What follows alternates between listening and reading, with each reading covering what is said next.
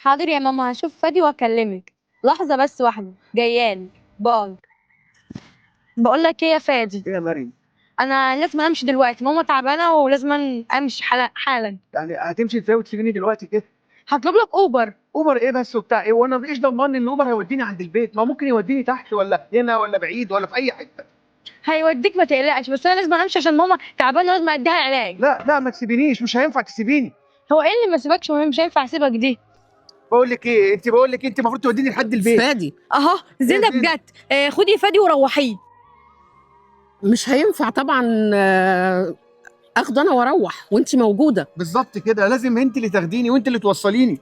بقول لكم ايه يا جماعة، انا متأخرة، ماما عندها علاج وانا لازم امشي يا زينب. بعد اذنك خديه بقول لك ايه، ومشيه. وانا مين هيديني علاجي ومين هيوصلني؟ اهو زينب معاك، هتعمل لك كل حاجة. يعني هو ينفع انا برضو اعمل له كل حاجه وانت موجوده؟ انت مراته، المفروض ان انت اللي تعملي كل ده.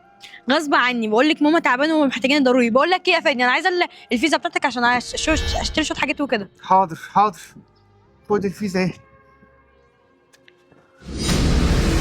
يلا يا زينب خديه عشان انا ماشيه طب ما هستأذن. هقول لك حاجه طيب.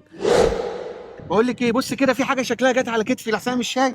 ايه يا حبيبي اللي على كتفك؟ مفيش اي يا اخي قلت لك مفيش حاجه على كتفك. هو ايه شغل العيال ده؟ بقول لكم انا عايزه امشي. بقول لك ايه، ما تروحيه الاول زي ما قلت لك وبعدين روحي مكان ما انت عايزه. يوه، هو انا هفضل اتكلم كتير في الكلام ده؟ معلش يا مريم ما تسيبينيش بقى.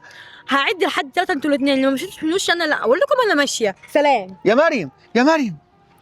انت ازاي تسيبها كده بعد ما عرفت الحقيقه؟ يا زينب اسمعي مني بس، انا كنت عايز اعرف خطواتها وكنت عايز اعرف هي بتكلم مين، والحمد لله ان ربنا كشفها لي في الوقت المناسب.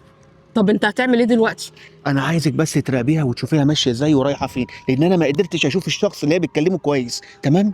طب وانت هتعمل ايه بقى؟ ما تقلقيش ما تقلقيش، اهم حاجه بس تلحقيها هي. يلا بسرعه، واهم حاجه هي ما تعرفش ان انا فتحت يا زينب، سامعه؟ ماشي، خد يلا. الفيزا بتاعتك اهي. يلا بسرعه يا زينب.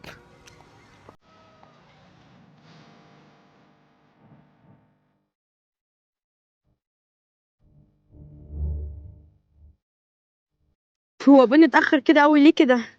يا ربي. ايه يا بنتي؟ هو انت اتاخرت ليه؟ كنت فين ده كله؟ معلش كنت راكب الموتوسيكل فجأة خبطت في واحد كده عامل لي حادثة، عمل لي مش حوار فظيع. وانت كويس؟ طيب طمنا عليك. والحمد لله. المهم انت عملت في حوار الفيزا؟ اه جبتها منه. ايه ده؟ مش موجوده، كانت هنا والله، انا خدتها منه. ما تشوفيها هنا ولا هنا يا بنتي؟ انت بتهزري؟ والله انا حطها دلوقتي يا مش ابن لاقياها. العمية. مش لا. راحت فين؟ ازاي؟